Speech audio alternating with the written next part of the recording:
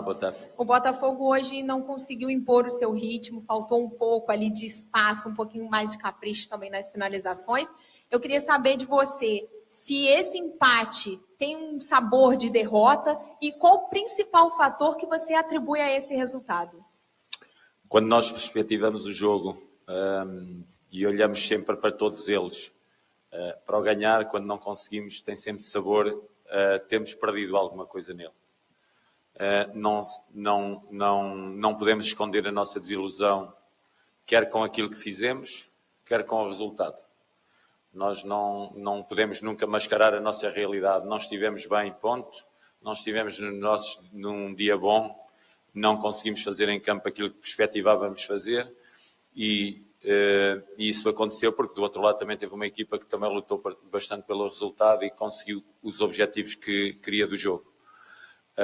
Nunca fomos uma equipa estável ao longo de todo o jogo. Estivemos sempre muito instáveis. Nunca tivemos variabilidade do jogo.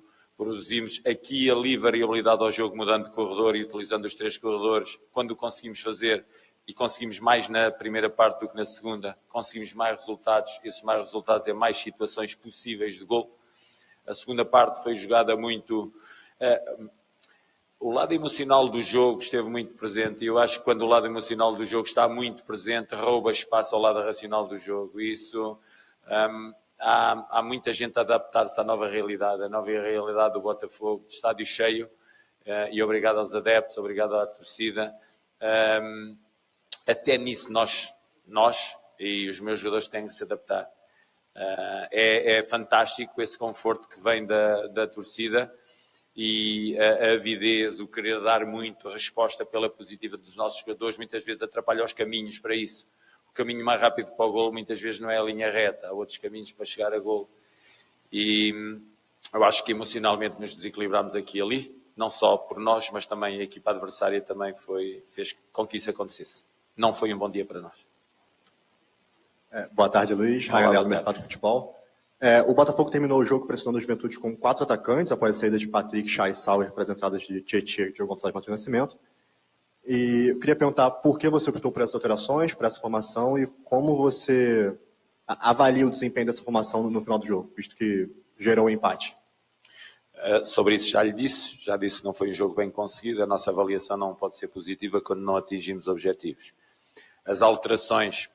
Com o Tchê, eu falei há bocadinho da racionalidade do jogo. O Tchê é um jogador que traz racionalidade ao jogo, é um jogador que traz ritmos diferentes ao jogo, é um jogador com uma bilateralidade muito boa, consegue ver o campo todo e consegue direcionar o jogo para todos os espaços do campo. A entrada do Diego, após nós termos começado... A segunda parte, de uma forma, veio para abrirmos com as nossas alas nos corredores e para os nossos laterais começarem a andar mais por dentro, a encontrar aquilo que tinham feito, os nossos laterais mais por fora e os nossos alas mais por dentro. Ali começaram as alas a andar mais por fora e os nossos laterais mais por dentro para tentar surpreender o adversário. Sabíamos que era um risco colocar o Mateus, até porque o Chay estava a fazer um bom jogo. Mas nós, ali naquela altura, temos que optar ou pela continuidade do Chay no bom jogo dele, mas em espaços diferentes daquele que o Mateus iria entrar. Então abdicámos do espaço atrás do Erisson e mais junto aos nossos homens de meio, para colocarmos um jogador mais junto aos espaços do Erisson e não estou afastado do Erisson.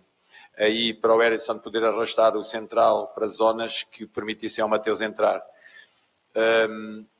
Não conseguimos aquilo que queríamos, foram as nossas intenções, o jogo nem sempre conseguimos chegar onde queremos, foi um jogo mal jogado da nossa parte, com uma grande atitude da nossa parte, mas mal jogado. Nem a minha intervenção no jogo surtiu como eu queria que tivesse surtido, conseguimos chegar ao empate, mas queria muito mais daquilo que fiz ao longo do jogo. Acabei também eu por não ter um grande desempenho no jogo, à semelhança dos meus jogadores. Oi, tudo bem? Bom dia, ou boa tarde já. Eu quiser.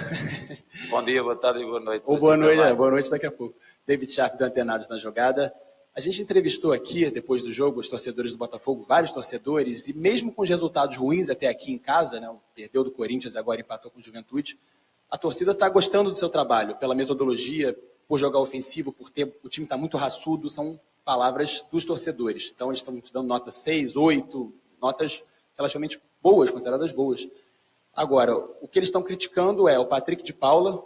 Queria que o senhor comentasse sobre o Patrick de Paula, que não vem realmente muito bem. Vocês adoram a comentário individual, não é?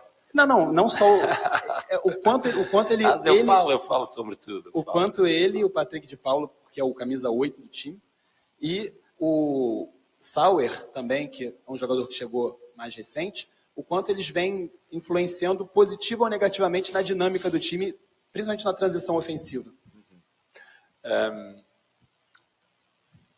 Nós somos uma equipa claramente em construção. Nós temos alguns jogadores na equipa que já não jogavam há alguns meses. Temos alguns que vêm da Série B. Mas agora isso pouco interessa. Mas internamente interessa-nos, para percebermos o que é que está a acontecer aqui e ali e para podermos pegar nas coisas. Agora, para fora, pouco interessa, porque toda a gente quer ganhar e nós queremos ganhar também e ponto. Agora, analisando de forma mais profunda, vamos aos pormenores do porquê das coisas acontecerem. Há coisas que não acontecem por acaso. Agrada-me também muito ver a minha equipa em campo a lutar até à exaustão. Essa lado emocional. É só... Ela tem que ter uma cara, a equipa. E normalmente tem a cara e tem a identidade do seu clube. E o clube é de uma torcida apaixonada e nós temos de ser apaixonados pelo jogo. É uma torcida trabalhadora e nós temos de ser trabalhadores. É uma torcida que tem muita esperança no futuro e nós temos de ter esperança no futuro. Nós temos de ser essa cara. E temos que, se vivemos em família, todos temos que percorrer o mesmo caminho. O caminho com os mesmos valores. Portanto, ambição, determinação, querer vencer sempre, muito rigor. E tudo isso existe dentro da equipa. Eu não posso... Os jogos não são bons ou maus, vendo por esta vertente. Senão eles tinham sido sempre bons até agora, porque sempre nos dedicámos. Depois entra a qualidade do jogo. E aí na qualidade do jogo, já tivemos momentos noutros jogos que não estivemos tão bem. E hoje foi um jogo em que maioritariamente não estivemos bem. Sobre o lado individual do jogo. O lado mais individual do jogo e dos jogadores que está a citar... todos nós e mesmo toda a gente, todos vocês, quantas vezes na vossa profissão não tiveram sempre dias bons? Quantas vezes escreveram textos que eu achei horríveis e outros que eu achei fantásticos? Quantos dias vocês tiveram? Quantas intervenções já tiveram de comentário que ninguém gostou dos vossos comentários? Podemos ter direito a isso também? Posso errar também de vez em quando? Sou ser humano. É que o ser humano, ele tem duas condições. Tem de ter condição de erro. Não é? Tem essa condição com ele, pode errar e erra de vez em quando. E isso vai nos acontecer sempre. Agora, todos nós temos consciência e os jogadores também avaliam a sua prestação. E eles sabem, avaliando, que alguns deles não estiveram num bom dia. E eu também sei que não estive num bom dia aqui e ali e há noutros dias que estou melhor. Mas isso é toda a gente, todos os seres humanos. O que eu não gosto abordando o tema do mais individual, eu não gosto que o futebol seja como uma tourada espanhola em que sai o touro morto de campo. Não. Os nossos jogadores podem ter mais prestações menos conseguidas, mas têm que sair vivos do campo para voltarmos a trabalhar com eles, por eles se mostrarem outra vez. Porque se andarmos a matar jogador, qualquer dia não temos plantel. E no Botafogo, o nosso conceito de família é apoiarmos todos, porque uma boa família, é fácil ser família quando tudo corre bem. Uma boa família é aquele que ajuda os jogadores, ajuda elementos da torcida, ajuda elementos da administração, muitas vezes ajuda os avós nos momentos de dificuldade. Aí é uma prova à família. E temos tido momentos de prova à família e vamos continuar juntos, todos. E todos contam para o meu grupo, todos sem exceção. Porque todos estão conscientes quando fazem bem e quando fazem mal. Isso é o que mais me interessa para mim. Luiz, aqui, Gilmar Machado, Rádio Opinião Play. Você falou que o jogo foi um tanto psicológico.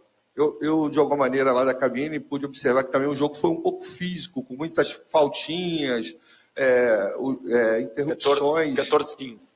14 da nossa parte, acho eu, do adversário. Mais 15, mas nós fizemos 14.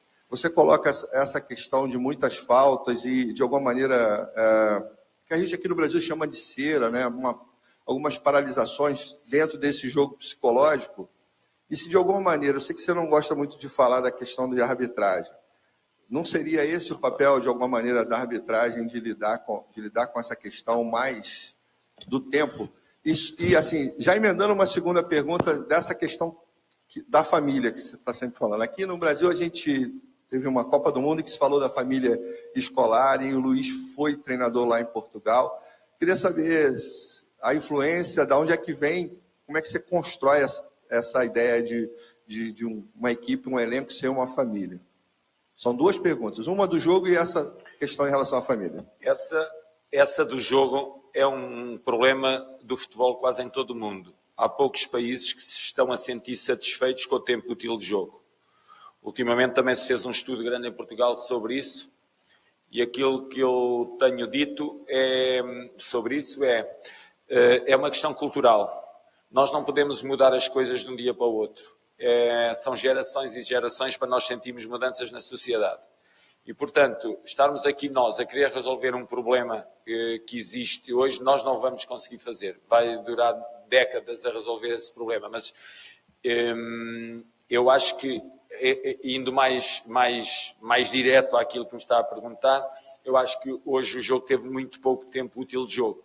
Mas aí eu não critico ninguém, as leis, tudo foi jogado entre as leis de jogo, a arbitragem esteve ao longo de todo o jogo muito atenta ao jogo, esteve muito colado ao jogo, esteve com decisões muito difíceis no jogo, e muitas vezes não há só jogadas difíceis para nós, há também jogadas difíceis para a arbitragem, e por isso é que eu não gosto de falar da arbitragem, porque estou a avaliar uma área para já que não conheço, não domino totalmente, e eu acho que é um atrevimento da minha parte eu entrar em áreas que não domino totalmente. Acho que é um mau princípio. E depois perguntou-me sobre o conceito de...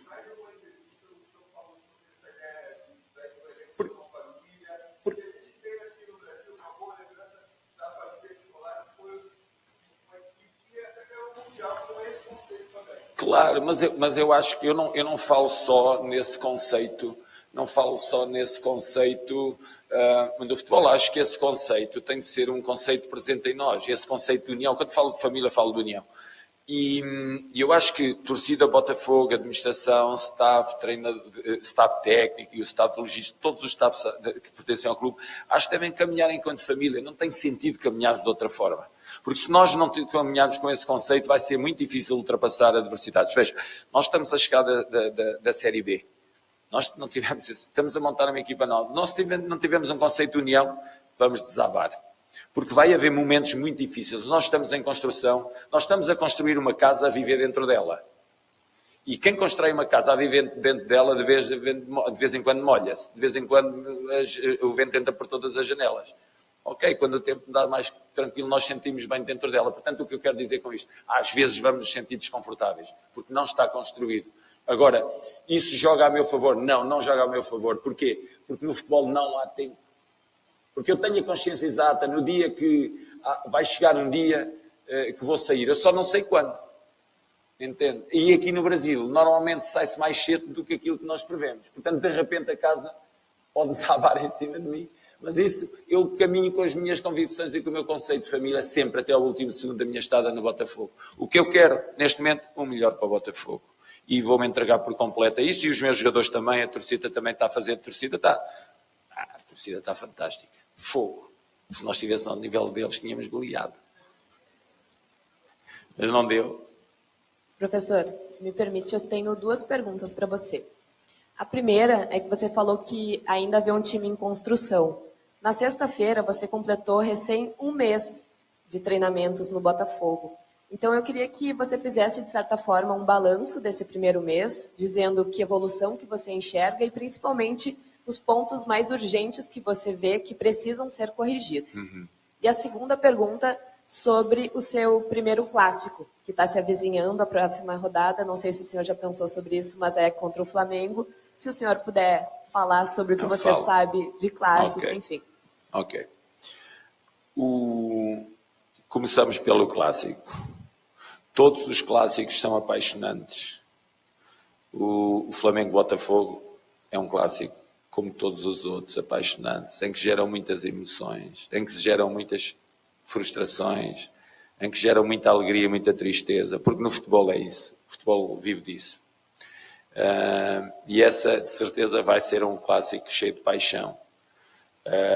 Agora, o que vai acontecer até lá, não sabemos como é que vamos abordar a próxima semana em termos daquilo que é o desgaste físico dos jogadores durante o jogo, não sabemos com quem podemos contar para o próximo jogo, portanto, ao nível tático e estratégico, não podemos falar disso. Agora, da emoção do jogo, é sempre fantástico. Jogar clássicos é ótimo para nós, treinadores. Um Botafogo com o Flamengo, como no Qatar é um Al Ahly contra o Saad, como na Ucrânia é o Shakhtar contra o Dinamo de Kiev, como é o Benfica Sporting, o Benfica Porto em Portugal e o Porto Sporting em Portugal. Porto Sporting em Portugal são jogos apaixonantes, como o River e o Boca. Portanto, andar a este nível é um dia maravilhoso para todos. E depois, no fim, é um dia triste para uns e um dia alegre para outros. Vamos ver o que é que ele nos reserva. Sobre a outra, este mês de trabalho, nós já abordámos jogos em determinados momentos em 3-4-3, já abordámos jogos em 4-4-2, já tivemos que jogar algumas vezes em 3-3-4, já andamos por tanto lado em tão pouco tempo, já percorremos muita coisa. Tudo isso só é possível devido à concentração dos jogadores e ao foco dos jogadores. Têm sido fantásticos no trabalho. As coisas não aparecem em campo. Ok, às vezes aparecem como hoje, não tão bem, mas há uma entrega total e há o querer fazer bem. E eles têm querido sempre fazer bem. Eu sinto muita paixão neles pela proposta que nós fazemos todos os dias. Se vai resultar ou não, até agora as coisas umas vezes têm estado bem, há esta instabilidade. Quando é que vamos estabilizar? Eu gostava de estabilizar cedo, mas uma coisa que eu também vejo, mesmo as equipas que estão há muito tempo a trabalhar, também às vezes se sente alguma instabilidade nelas. Portanto, o futebol é feito de instabilidade e se estão à espera do céu no futebol, isso não existe. O céu no futebol mete também um bocadinho de inferno de vez em quando. Sim. Professor, bom dia, Carlos Eduardo Mansur, Grupo Globo. Eu queria abordar um tema, talvez até considere esse um tema menor, enfim, mas muito falado sobre o processo de construção de time com o campeonato dificílimo, como é o brasileiro, em andamento. Só que tem uma questão nessa montagem de elenco do Botafogo que me chama a atenção, que é como os jogadores que chegam, eles chegam de origens muito diferentes. Você recebe um jogador que estava na Arábia Saudita, um na segunda divisão da França, outro na segunda divisão do Brasil, outro na primeira divisão do Brasil, outro de Portugal. São diferenças desde clima, a calendário, a modelo de jogo, enfim. O quanto isso é mais um fator dificultador nesse processo de construção? As famílias no futebol são sempre multiculturais e multirraciais.